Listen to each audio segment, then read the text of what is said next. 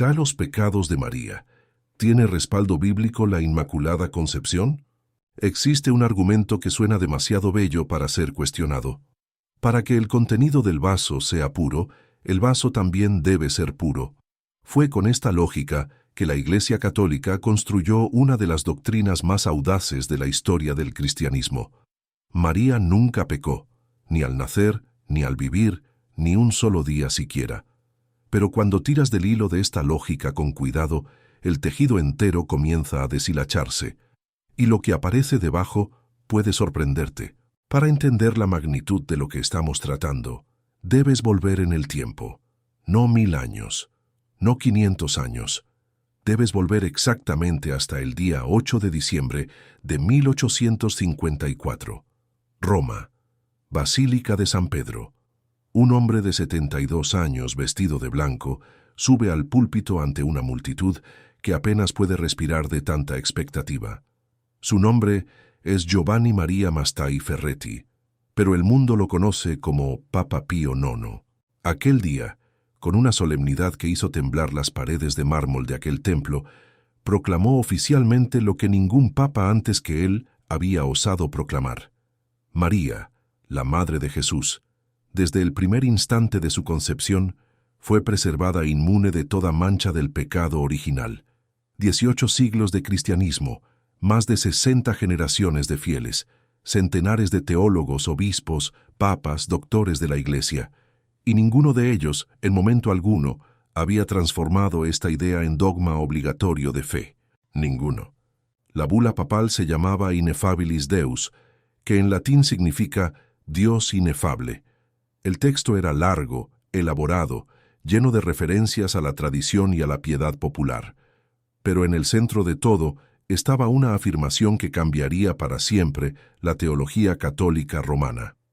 Decía el documento que la Beatísima Virgen María, por singular gracia y privilegio de Dios omnipotente, en vista de los méritos de Jesucristo, Salvador del género humano, fue preservada inmune de toda mancha del pecado original. Piensa en lo que esto significa. No es solo decir que María fue una mujer santa, no es solo reconocer que ella tuvo un papel extraordinario en la historia de la salvación, es decir, que ella nació diferente de todos los otros seres humanos que han pisado la tierra, con una única excepción, el propio Jesús. Es decir, que el pecado de Adán, que según las Escrituras contaminó a toda la raza humana, simplemente no la tocó. Es colocarla en un nivel que la Biblia reserva exclusivamente para el Hijo de Dios. ¿Y por qué la Iglesia de Roma hizo esto? El argumento central es sorprendentemente simple. Teólogos católicos lo explican así. Jesús es Dios. Dios es santo. Dios no puede habitar donde hay pecado. Por lo tanto, el vientre que cargó a Jesús debía ser absolutamente puro. María necesitaba ser sin pecado para que Jesús pudiese nacer sin pecado. Es la lógica del vaso puro. Si el recipiente está contaminado, el contenido también estará contaminado. Parece tener sentido, ¿no es así? Parece un raciocinio sólido. Hasta que haces la pregunta que la Iglesia Católica no quiere que hagas. Si María necesitaba ser sin pecado para engendrar a Jesús sin pecado, ¿quién engendró a María? Esta pregunta es el talón de Aquiles de toda la doctrina. Porque la madre de María, según la tradición católica, se llamaba Ana, y Ana era una mujer común, pecadora, nacida bajo el peso del pecado original como cualquier otro ser humano. Entonces, ¿cómo es que Ana, siendo pecadora, logró engendrar a María sin pecado? Si la regla es que una madre pecadora no puede engendrar a un hijo sin pecado, entonces Ana no podría haber engendrado a María Inmaculada. La lógica se vuelve contra sí misma, como una serpiente mordiendo su propia cola. Porque si dices que Ana también fue preservada del pecado original, entonces la madre de Ana también tendría que ser preservada, y la abuela de Ana, y la bisabuela, y así sucesivamente, retrocediendo generación tras generación hasta llegar a Eva. Y ahí tendrías que negar el pecado original por completo. Tendrías que decir que Pelagio tenía razón, que Agustín estaba equivocado, que el Concilio de Cartago erró, que toda la tradición cristiana sobre la caída de la humanidad es una farsa. ¿Percibes el tamaño del problema? Vamos a poner esto en forma de silogismo para que sea más claro. Premisa 1. Una madre pecadora no puede engendrar a un hijo sin pecado. Premisa 2. María nació sin pecado de padres pecadores. Conclusión, la premisa 1 es falsa. Si la premisa 1 es falsa, entonces la justificación para la Inmaculada Concepción se desmorona. Porque si Dios fue capaz de hacer que María naciera sin pecado a partir de una madre pecadora, ¿por qué Dios no podría hacer que Jesús naciera sin pecado a partir de una madre pecadora? Si el milagro funcionó con Ana y María, ¿por qué no funcionaría con María y Jesús? La respuesta católica para esta pregunta es el silencio. O peor, es una apelación a la autoridad de la Iglesia que dice, no cuestiones, solo cree. Silencio absoluto. Pero tal vez el problema lógico ni siquiera sea el mayor obstáculo de esta doctrina. Tal vez el mayor obstáculo esté exactamente donde debería estar la mayor evidencia, en las Escrituras. Porque cuando abres la Biblia, buscando la Inmaculada Concepción de María, no la encuentras. No la encuentras en el Antiguo Testamento, no la encuentras en los Evangelios, no la encuentras en las cartas de Pablo, no la encuentras en el Apocalipsis, no la encuentras en ningún lugar. Y la propia Enciclopedia Católica, que no es un documento protestante, no es un texto anticatólico, sino una obra producida por teólogos católicos romanos, reconoce esto. Ella admite, con todas las letras, que no hay ninguna prueba directa o categórica y estricta del dogma que pueda ser encontrada en las Escrituras. Ninguna. Considera la gravedad de esta admisión. La Iglesia Católica proclamó un dogma obligatorio de fe, algo que todo católico está obligado a creer bajo pena de excomunión, y la propia Enciclopedia Católica reconoce que las Escrituras no proporcionan prueba directa de ese dogma. Estamos hablando de una doctrina que define la naturaleza de María, la Madre del Salvador, y ella no tiene respaldo en el libro que Dios inspiró para revelar la verdad a la humanidad. ¿Esto no te incomoda? ¿No debería incomodar profundamente a cualquier persona que se toma la fe en serio? Ahora miremos lo que las Escrituras realmente dicen, porque ellas no guardan silencio sobre el tema del pecado universal. Muy por el contrario, son enfáticas, categóricas, repetitivas, insistentes. Pablo, escribiendo a los romanos, no hace una generalización vaga cuando habla sobre el pecado de la humanidad. Él no dice, la mayoría pecó, o casi todos erraron. Él se esmera en ser absoluto. Romanos capítulo 3, versículo 10. Como está escrito, no hay justo, ni aun uno. Observa el lenguaje. No hay justo, ni aun uno. Pablo está usando una construcción que elimina cualquier posibilidad de excepción humana. Es como si él supiera que alguien siglos después intentaría abrir una brecha en esta declaración y dijera, no, ni aun uno. Y él continúa. Versículo 11. No hay quien entienda, no hay quien busque a Dios. Versículo 12. Todos se desviaron, a una se hicieron inútiles. No hay quien haga lo bueno, no hay ni siquiera uno. Versículo 23. Por cuanto todos pecaron y están destituidos de la gloria de Dios. ¿Percibes el patrón? Pablo no está haciendo el tipo de generalización que hacemos en el día a día. Cuando decimos, el brasileño ama el fútbol, sabemos que no todo brasileño ama el fútbol. Es una generalización que comporta excepciones. Pero Pablo no está haciendo eso aquí. Él está siendo deliberadamente totalizante. Todos, ni aun uno, ni siquiera uno. Si María fuese una excepción, Pablo estaría equivocado. Él debería haber dicho, no hay justo, ni aun uno, excepto María. Pero él no dijo eso. Y la Biblia entera abre solo una excepción a esta regla universal, solo una. Hebreos capítulo 4, versículo 15. Porque no tenemos un sumo sacerdote que no pueda compadecerse de nuestras debilidades, sino uno que fue tentado en todo según nuestra semejanza, pero sin pecado. La única excepción es Jesucristo. No María, no algún santo particularmente devoto, no algún profeta especialmente consagrado. solo Jesús. El contraste bíblico es cristalino. De un lado, toda la humanidad, incluyendo a los más santos entre los santos, todos pecadores. Del otro lado, solo, sin nadie a su lado en esa categoría, Jesucristo, el único sin pecado. Pero ahora piensa en la ironía de lo que sucede cuando analizas las propias palabras de María registradas en las Escrituras. En Lucas capítulo 1, versículos 46 y 47, María canta lo que se conoció como el Magnificat, uno de los pasajes más bellos de toda la Biblia. ¿Y qué dice ella? Engrandece mi alma al Señor, y mi espíritu se regocija en Dios, mi Salvador. Observa con cuidado. María no dice mi Creador, no dice solo mi Señor. Ella dice específicamente mi Salvador.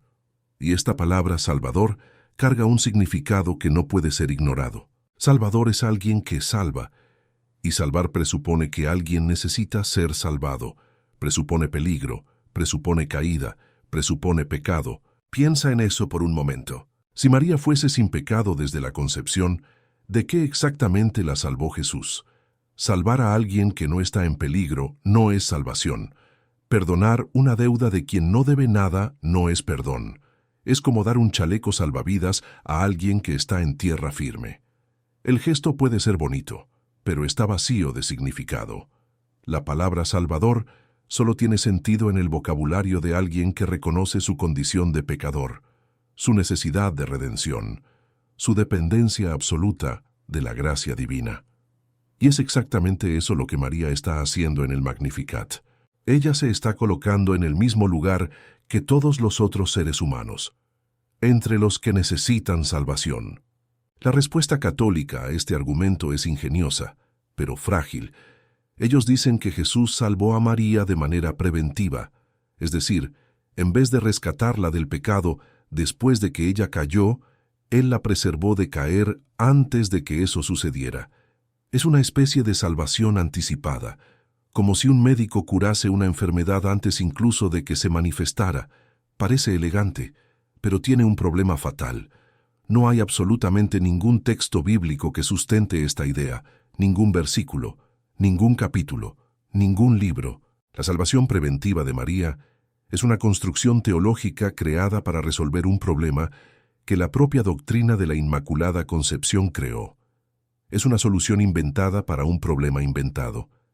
Y cuando necesitas inventar soluciones para sustentar una doctrina, tal vez la doctrina sea el verdadero problema. Y vamos a profundizar un poco más en esta cuestión, porque la Biblia no presenta a María como alguien exenta de fallas humanas. Muy por el contrario, existen pasajes que muestran a María actuando de manera que, como mínimo, demuestra limitación espiritual. En Marcos capítulo 3, versículos 21 y 31 al 35, tenemos un episodio revelador. Jesús está enseñando dentro de una casa. La multitud es tan grande que él y sus discípulos no pueden ni comer. ¿Y qué hace su familia? El versículo 21 dice que sus parientes salieron para prenderlo, porque decían que estaba fuera de sí. Fuera de sí. La familia de Jesús, incluyendo a María, pensó que él estaba loco. Salieron para detenerlo. Y cuando María y sus hermanos llegan y mandan a llamarlo, Jesús hace algo extraordinario. Él mira a los que están sentados a su alrededor y dice, «He aquí mi madre y mis hermanos, porque todo aquel que hace la voluntad de Dios, ese es mi hermano, y mi hermana, y mi madre». Dimensiona lo que acaba de suceder. Jesús no salió corriendo para atender a María. No la trató como alguien que estaba por encima de los demás. Al contrario, Él usó la llegada de ella como oportunidad para enseñar que el parentesco espiritual, la obediencia a la voluntad de Dios, es más importante que el parentesco biológico. Si María fuese sin pecado, si fuese inmaculada, si estuviese en un nivel diferente de toda la humanidad, este sería el momento perfecto para que Jesús revelara eso. Pero Él no hizo nada de eso. Él la colocó al mismo nivel de cualquier persona que hace la voluntad de Dios. En Juan capítulo 2, en las bodas de Caná, María se aproxima a Jesús y dice que el vino se acabó. La respuesta de Jesús es, como mínimo, sorprendente. «Mujer, ¿qué tengo yo contigo? Aún no ha venido mi hora. No es una respuesta grosera, como algunos imaginan, pero es una respuesta que establece distancia, una respuesta que deja claro que María no tiene autoridad sobre el ministerio de Jesús. Él la llama mujer, no madre, y pregunta, ¿qué tengo yo contigo? Si María fuese corredentora, si fuese inmaculada, si ocupase el puesto que la teología católica le atribuye, esta respuesta sería incomprensible. Pero tiene todo el sentido si María era lo que las Escrituras muestran que era, una mujer de fe extraordinaria, elegida para un papel único en la historia, pero aún así humana, aún así pecadora, aún así dependiente de la gracia. Y hay otro momento que no puede ser ignorado. En Lucas capítulo 2, versículos 41 al 50, Jesús tiene 12 años y va con sus padres a Jerusalén para la fiesta de la Pascua. Cuando la fiesta termina, María y José parten de vuelta a casa sin notar que Jesús se quedó atrás. 3 días enteros pasan antes de que lo encuentren en el templo, sentado entre los doctores, oyendo y haciéndoles preguntas. María, afligida, dice, «Hijo, ¿por qué nos has hecho así? He aquí, tu padre y yo te hemos buscado con angustia». La respuesta de Jesús es reveladora. «¿Por qué me buscabais? ¿No sabíais que en los negocios de mi padre me es necesario estar?» Y el texto bíblico añade una frase devastadora para la doctrina de la Inmaculada Concepción. Pero ellos no entendieron las palabras que les habló. 3 días. María, la mujer que según la teología católica estaba llena de gracia desde la concepción, la mujer que supuestamente nunca fue tocada por el pecado, no notó que el Hijo de Dios se había quedado atrás. Y cuando lo encontró, no comprendió lo que él dijo. Esta no es la descripción de una mujer sobrehumana, es la descripción de una madre humana, con limitaciones humanas, con comprensión humana, haciendo lo mejor que puede dentro de circunstancias extraordinarias.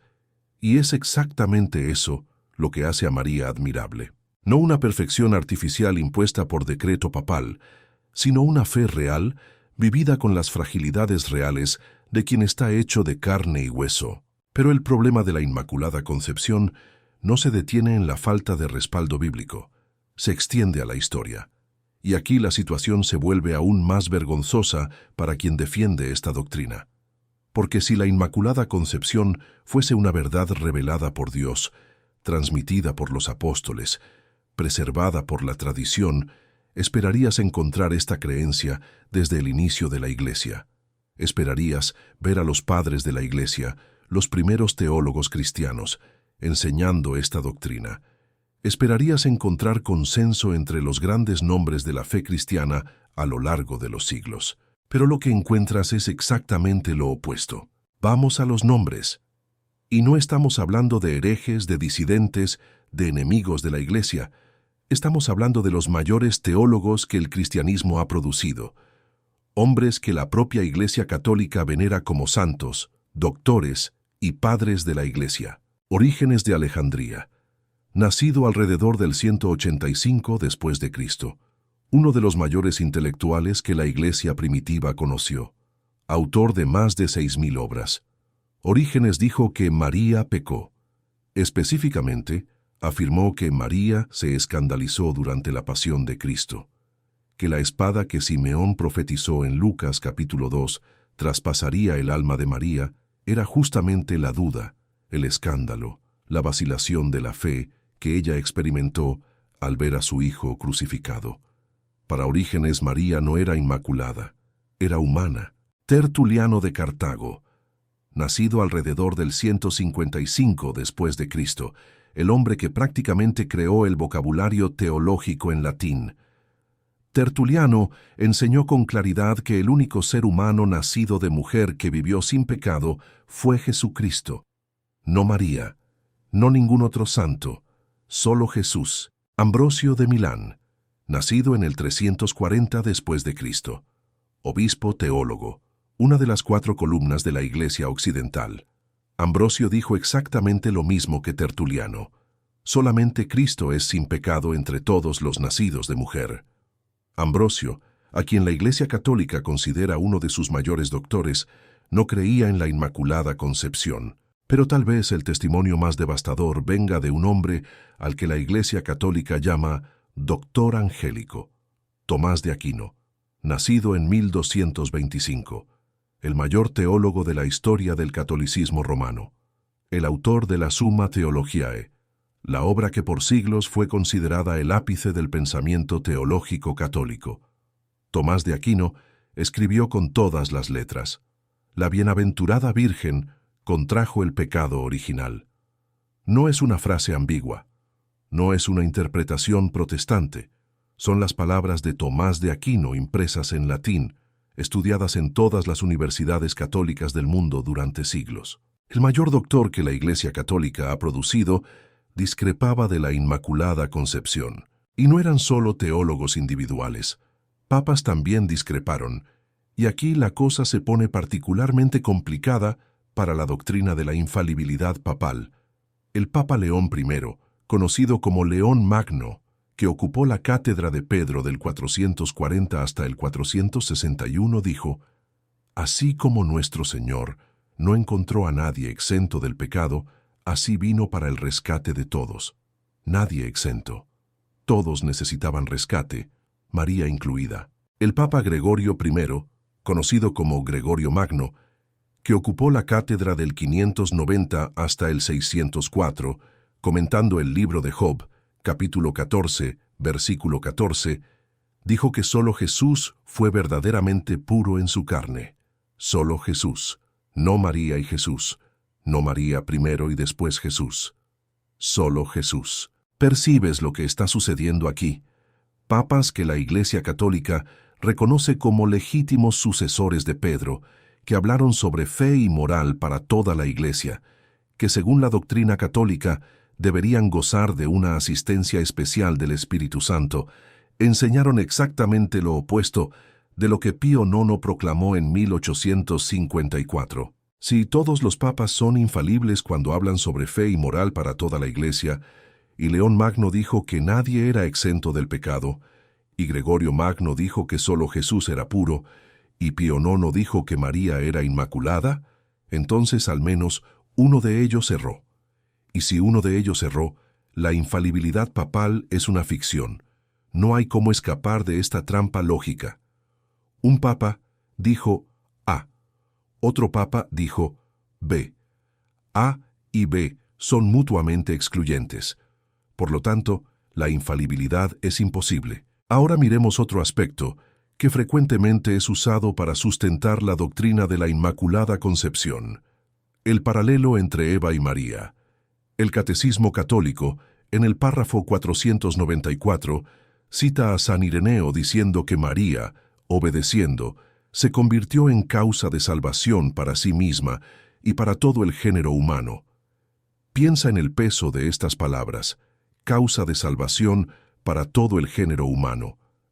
El Catecismo continúa: el nudo de la desobediencia de Eva fue desatado por la obediencia de María. Lo que Eva ató por su incredulidad, María lo desató por su fe. La muerte vino por Eva, la vida por María. ¿No te asusta este lenguaje? Porque cuando abres la Biblia y buscas el paralelo que Dios estableció para explicar la caída y la redención de la humanidad, no encuentras a Eva y María. Encuentras a Adán y Cristo. Primera de Corintios capítulo 15, versículos 21 y 22. Porque por cuanto la muerte entró por un hombre, también por un hombre la resurrección de los muertos. Porque así como en Adán todos mueren, también en Cristo todos serán vivificados.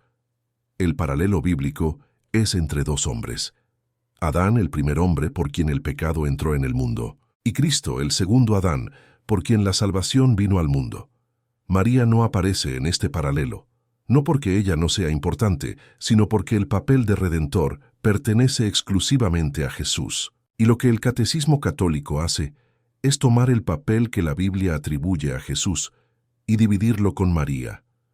La vida vino por María, dice el Catecismo, pero la Biblia dice que la vida vino por Cristo. María se convirtió en causa de salvación, dice el Catecismo, pero la Biblia dice que Cristo es el autor de la salvación. Hebreos capítulo 5, versículo 9. Y habiendo sido perfeccionado, vino a ser autor de eterna salvación para todos los que le obedecen. La Biblia no dice que María y Jesús juntos son causa de salvación. Dice que Jesús solo es la causa de la eterna salvación. Dividir esta gloria con cualquier criatura, por más santa que sea, no es honrar a María, es disminuir a Cristo. Y aquí llegamos a un punto que debe ser dicho con toda claridad y con todo respeto. La doctrina de la Inmaculada Concepción no honra a María. Ella deshonra la gracia, porque lo que hace que la elección de María sea extraordinaria no es que ella fuese perfecta, es que ella era imperfecta y aún así fue elegida. Lo que hace que la gracia sea maravillosa no es que Dios eligió a alguien que lo merecía, es que Él eligió a alguien que no lo merecía. Si María era sin pecado, la encarnación se convierte en una transacción lógica. Dios necesitaba un vientre puro, preparó un vientre puro, usó el vientre puro, todo calculado, todo mecánico, todo previsible. Pero si María era pecadora como todos nosotros, la encarnación se convierte en un acto de gracia escandalosa. Dios eligió habitar en medio de la imperfección humana. Dios eligió nacer de una mujer marcada por el mismo pecado que Él vino a redimir, y eso hace que la encarnación sea infinitamente más gloriosa, infinitamente más poderosa, infinitamente más llena de gracia. Piensa en el escenario por un instante.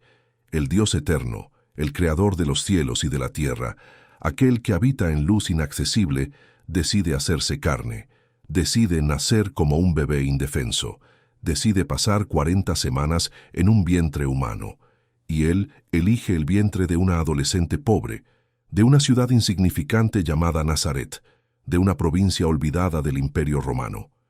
Él no elige el vientre de una reina, no elige a una sacerdotisa, no elige a alguien que el mundo considerase digna.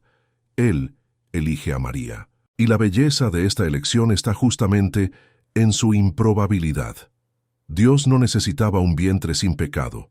Dios necesitaba demostrar que su gracia es mayor que el pecado, que su santidad no es contaminada por el contacto con pecadores, que Él puede habitar en medio de nosotros, en medio de nuestra imperfección, sin dejar de ser perfectamente santo. Si María necesitase ser inmaculada para que Jesús fuese santo, entonces el pecado sería más poderoso que la santidad de Dios.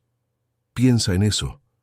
Si el pecado de María pudiese contaminar a Jesús, entonces el pecado tendría más poder que Dios.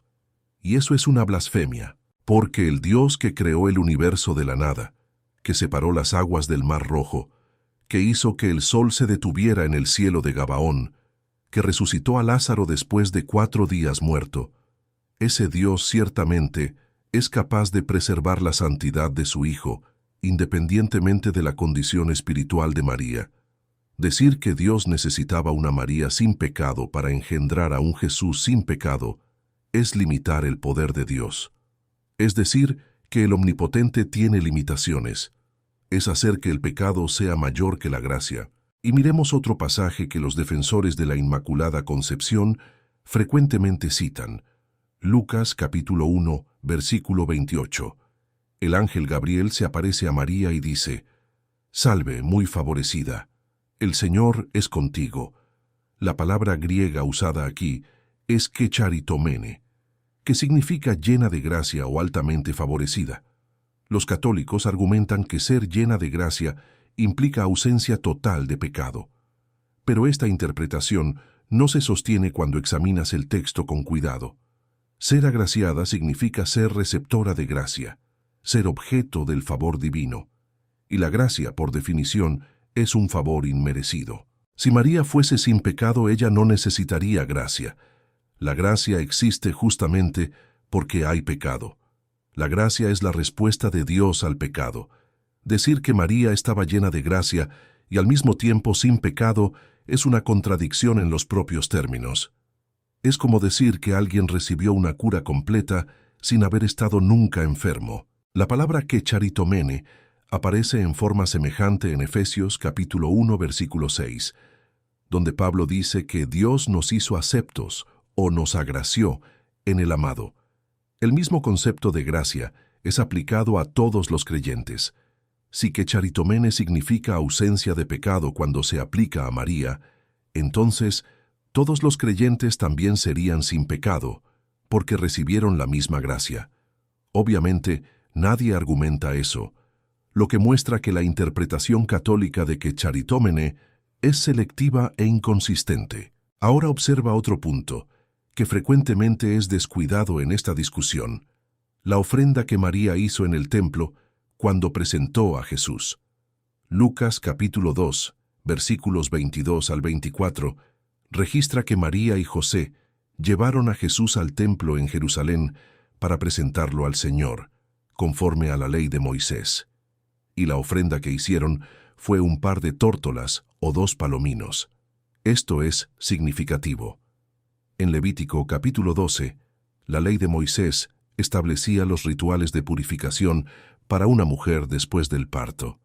Una mujer que daba a luz debía traer al sacerdote un cordero de 1 año para holocausto y un palomino o una tórtola para ofrenda por el pecado.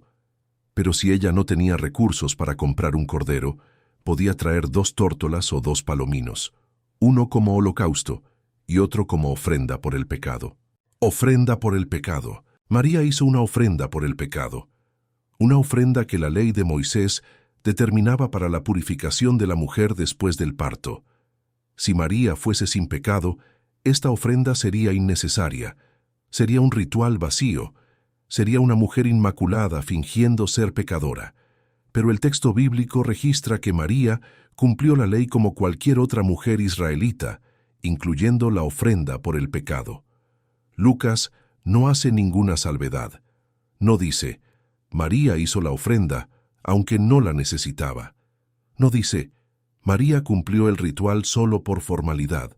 Él registra el hecho de manera directa, sin calificaciones, como si fuese la cosa más natural del mundo. Porque lo era. María era una mujer israelita como cualquier otra, sujeta a la ley, sujeta al pecado, necesitada de purificación. Y hay más. La Biblia registra que Simeón, el viejo profeta que tomó al niño Jesús en sus brazos en el templo, dijo a María en Lucas capítulo 2, versículo 35, «Y una espada traspasará tu misma alma». Orígenes, como ya mencionamos, interpretó esta espada como la duda y el escándalo que María experimentaría, el golpe en la fe que vendría cuando ella viese a su hijo ser rechazado, humillado, crucificado. Y de hecho, lo que los evangelios registran es que María no comprendió todo desde el inicio. No entendió cuando Jesús se quedó en el templo a los 12 años. Fue reprendida cuando intentó intervenir en las bodas de Caná. Salió para detenerlo cuando pensaron que estaba fuera de sí. La jornada de María no es la jornada de una mujer sobrehumana que entendía todo y acertaba siempre. Es la jornada de una mujer de fe que a veces comprendía y a veces no, que a veces avanzaba y a veces tropezaba, que crecía en comprensión a lo largo del tiempo, como cualquier discípulo verdadero. Y ahora abordemos el argumento de la tradición. La Iglesia Católica no se basa solo en las Escrituras, ella apela también a la tradición, al estudio continuo de la Iglesia a lo largo de los siglos, y afirma que la tradición tiene el mismo peso que la Escritura. En algunos casos, en la práctica la tradición tiene más peso que la Escritura, porque es la tradición la que dicta cómo la Escritura debe ser interpretada. Pero el problema es que cuando miras la tradición tampoco sustenta la Inmaculada Concepción. Ya vimos lo que Orígenes, Tertuliano, Ambrosio y Tomás de Aquino dijeron. Ya vimos lo que los papas León y Gregorio enseñaron, pero la lista es más larga. Juan Crisóstomo, el mayor predicador de la Iglesia Oriental, patriarca de Constantinopla, sugirió que María tenía vanidad y que quería impresionar a la multitud cuando buscó a Jesús en Marcos capítulo 3. Basilio de Cesarea dijo que la espada que traspasaría el alma de María representaba la duda que ella experimentó al pie de la cruz. Cirilo de Alejandría reconoció que María vaciló en la fe. Efrén de Siria, Juan Damasceno y otros padres orientales desarrollaron una gran devoción a María, pero la doctrina de la Inmaculada Concepción, tal como Roma la define, simplemente no existía en los primeros siglos. El historiador católico Dr. von Lehner confirmó que la opinión predominante entre los teólogos medievales era que María había contraído el pecado original. Schibin concordó en que la persona de María permanece en relativa oscuridad durante los primeros 4 siglos de la historia de la Iglesia. 4 siglos de silencio. Ahora dimensiona lo que esto significa. Si la Inmaculada Concepción fuese una verdad revelada por Dios y transmitida por los apóstoles, ella debería ser la doctrina más evidente, más proclamada, más celebrada de la Iglesia primitiva. Al fin y al cabo, estamos hablando de la Madre del Salvador. Si ella era realmente inmaculada, los apóstoles lo sabrían, los discípulos lo sabrían, las comunidades fundadas por los apóstoles lo sabrían, y ese conocimiento sería transmitido de generación en generación con claridad y convicción. Pero lo que sucedió fue exactamente lo opuesto. Los apóstoles no enseñaron la Inmaculada Concepción. Los padres de la Iglesia no enseñaron la Inmaculada Concepción. Los primeros concilios no discutieron la Inmaculada Concepción. Los primeros credos no mencionan la Inmaculada Concepción. Fue necesario esperar 1854 años para que esta doctrina fuese oficialmente proclamada. 1854 años. Piensa en el absurdo temporal. Jesús nació de María alrededor del año 4 a.C. El dogma de la Inmaculada Concepción fue proclamado en 1854 después de Cristo. Son casi 19 siglos de distancia. 19 siglos en los que la Iglesia existió, creció, se extendió por el mundo, enfrentó persecuciones, realizó concilios, definió doctrinas, combatió herejías, y en ningún momento, durante todo ese tiempo, declaró oficialmente que María era inmaculada. Algo que supuestamente es fundamental para la fe católica, algo que la Iglesia Católica actual dice que todo fiel debe obligatoriamente creer, llevó casi 2 milenios para ser definido. ¿Esto suena como algo que los apóstoles enseñaron? ¿Suena como algo que vino del primer siglo? ¿Suena como algo que fue transmitido por la tradición? Los católicos suelen preguntar a los protestantes, ¿dónde estabais vosotros antes de Lutero? ¿Dónde estabais antes de Calvino? ¿Dónde estaba la verdadera Iglesia antes de la Reforma? Y la respuesta es simple. Estábamos en el Evangelio. Estábamos en las Escrituras. Estábamos entre los 7,000 que no doblaron sus rodillas ante Baal, como Dios dijo a Elías en 1 de Reyes capítulo 19. Pero la pregunta puede ser devuelta con la misma fuerza. ¿Dónde estaba la Inmaculada Concepción antes de 1854? ¿Dónde estaba esta doctrina en los primeros 3 siglos? ¿En los primeros 5 siglos? ¿En los primeros 10 siglos? Si ella es tan fundamental, ¿por qué Agustín no la enseñó? ¿Por qué Atanasio no la defendió? ¿Por qué los grandes concilios de Nicea, Constantinopla, Éfeso y Calcedonia, que definieron las doctrinas centrales del cristianismo, no incluyeron la Inmaculada Concepción entre ellas? Y aquí llegamos a un punto que debe ser dicho con valentía y con amor. La doctrina de la Inmaculada Concepción no es una doctrina menor, no es un detalle periférico de la teología católica. Es un pilar, porque si María no fuese inmaculada, toda la mariología católica se desmorona. Si María tenía pecado, ella no puede ser corredentora. Si María tenía pecado, ella no puede ser medianera de todas las gracias. Si María tenía pecado, ella no puede ser la nueva Eva que deshizo la caída. Si María tenía pecado, la asunción de María al cielo pierde su fundamento teológico. Si María tenía pecado, las apariciones marianas, las oraciones a María, el rosario, las novenas, todo eso pierde su base doctrinal. La Inmaculada Concepción es la piedra angular de un edificio teológico inmenso. Retira esa piedra y el edificio entero colapsa. Y tal vez sea exactamente por eso que la Iglesia Católica defiende esta doctrina con tanta ferocidad. No porque las evidencias bíblicas e históricas la sustenten, sino porque abandonarla significaría admitir que siglos de enseñanza estaban equivocados. Significaría reconocer que los papas erraron. Significaría aceptar que doctores de la Iglesia fueron ignorados. Significaría confesar que la tradición fue distorsionada. y para una institución que construyó su identidad sobre la pretensión de nunca errar.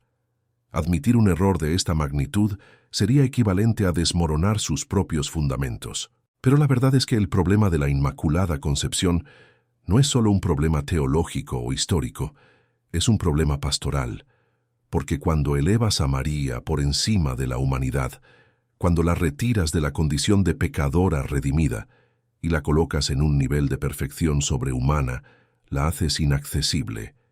Ella deja de ser la joven de Nazaret que tembló ante el ángel y dijo con voz vacilante, «He aquí la sierva del Señor», y se transforma en una figura celestial, distante, inalcanzable. Y con eso, robas al creyente común la posibilidad de identificarse con ella. Porque si María nunca pecó, ella no sabe lo que es la lucha contra el pecado. Si ella nunca falló, ella no conoce el dolor del arrepentimiento. Si ella nunca dudó, ella no entiende la oscuridad de la incertidumbre. Y entonces, ella se convierte no en un ejemplo de fe, sino en un objeto de veneración, no en una hermana en la fe, sino en una divinidad disfrazada, no en una mujer que encontró gracia, sino en una diosa que nunca la necesitó. Pero el Evangelio nos cuenta una historia diferente. El Evangelio nos muestra a una María que es extraordinaria precisamente porque es humana. Una adolescente que recibió la noticia más aterradora que cualquier ser humano podría recibir y aún con miedo dijo sí. Una madre que no entendía todo, que a veces se confundía, que a veces intentaba interferir, pero que guardaba todas estas cosas y las meditaba en su corazón, como dice Lucas capítulo 2, versículo 19. Una mujer que estuvo al pie de la cruz cuando los discípulos huyeron. Una mujer que estaba en el aposento alto en Hechos capítulo 1, orando con los discípulos, esperando la promesa del Espíritu Santo. No como una figura divina sobrevolando a los mortales, sino como una creyente entre creyentes, una pecadora entre pecadores, una mujer de fe entre personas de fe.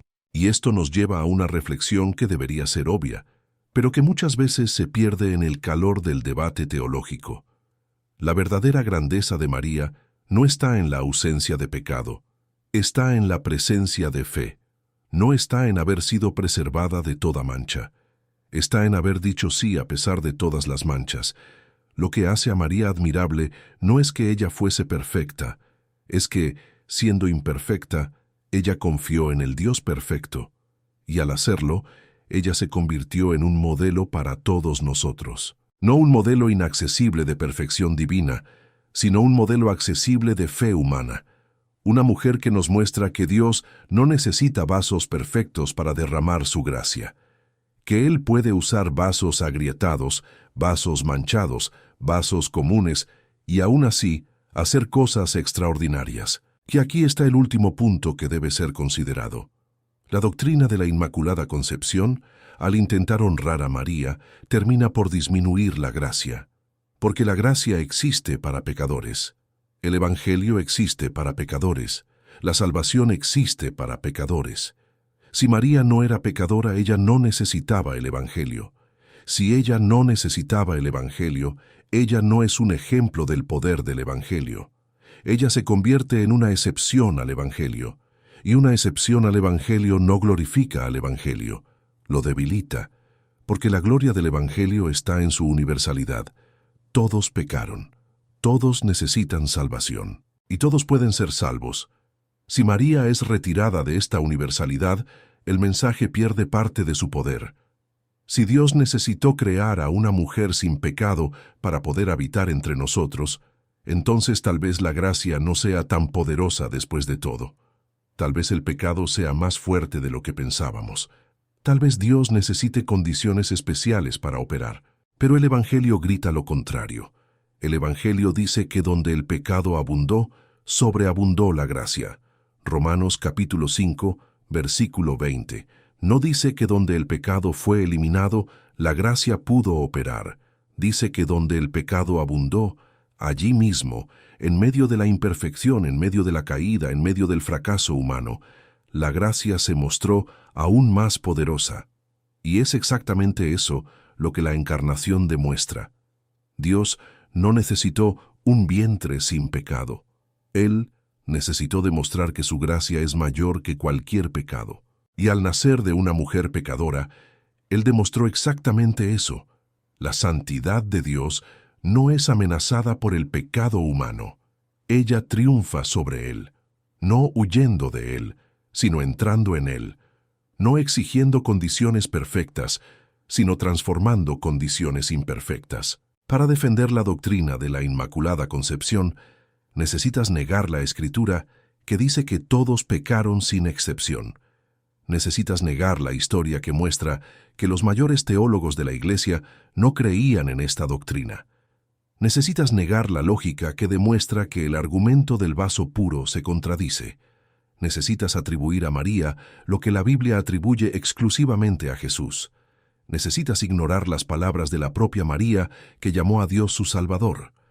Necesitas desconsiderar la ofrenda por el pecado que ella hizo en el templo. Necesitas cerrar los ojos ante los papas que enseñaron lo contrario.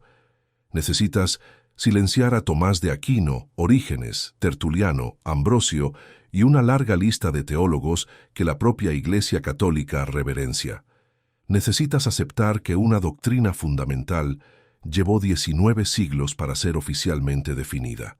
Y necesitas hacer todo eso basado no en la Biblia, no en la tradición, no en la lógica, sino en la autoridad de una institución que dice ser infalible. Ignacio de Loyola, el fundador de la Compañía de Jesús, dijo una frase que resume la mentalidad que sustenta doctrinas como esta: si mis ojos ven negro, pero la Iglesia dice que es blanco, es blanco. Esa es la elección que la Inmaculada Concepción exige de ti, que ignores lo que tus ojos leen en las Escrituras, que ignores lo que la razón te muestra, que ignores lo que la historia registra y que simplemente obedezcas. No porque las evidencias sustenten la doctrina, sino porque la institución ordena que creas. Pero la Biblia nos invita a algo diferente. La Biblia nos invita a examinarlo todo y retener lo bueno, como dice Primera de Tesalonicenses capítulo 5, versículo 21. La Biblia elogia a los bereanos de Hechos capítulo 17 porque escudriñaban cada día las Escrituras para ver si estas cosas eran así. La Biblia nos invita a pensar, a cuestionar, a comparar toda enseñanza humana con la palabra de Dios. Y cuando hacemos eso con la doctrina de la Inmaculada Concepción, cuando la colocamos bajo la luz de las Escrituras, bajo el escrutinio de la historia, bajo la prueba de la lógica, ella simplemente no resiste. Cuando María abrió la boca y cantó el Magnificat, ella no dijo mi Creador, no dijo mi Señor solamente. Ella dijo mi Salvador. Y esa palabra carga un peso que ninguna bula papal logra borrar. Salvador presupone a alguien que necesitaba ser salvado, presupone caída, presupone pecado. La propia María, con sus palabras registradas en las Escrituras, contradice la doctrina que siglos después intentaron coser sobre ella. Tal vez el mayor homenaje que se pueda prestar a María no sea elevarla por encima de la humanidad, sino reconocer que, siendo humana como todos nosotros, fue elegida por la gracia, no por la ausencia de pecado, sino a pesar de él.